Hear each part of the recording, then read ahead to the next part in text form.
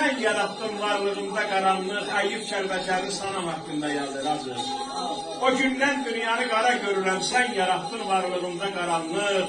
Varaqlıya xatıralar kitabı, gel qaydaq o günlərə bir anlıq. Yadında mı günlər necə dincidir? Bax o vaxt yaşımız da gəncidir. Bir gün anam məndən belə incidir, ondan düşdü elə yamanlıq. Yadında mı uçulduğu meşələr? Utancaq nərgizlər, pərvər övşələr, Tançılarda ayrılardık bir təhər, Fıraçlar ötərdi ala qaranlıq. Yadındadır bıçaq kəsdi ağladın, parmağını dəsmalı ula bağladın, əllərimi qucağında saxladım, hani o istəklik, canı yamanlıq. Bu sözlər donundur, ölmə torpaqlara ana vermərəm səni, yerin qollarımın arasındadır. Təbii sularla da yuvaram səni, suyun gözlərimin qarasındadır. Atamın məzarın əlimlə yardım, torpağından ona çağrı axtardım. Axtarıbam dərmanını tapardım, biləydim dünyanın harasındadır, duvarası.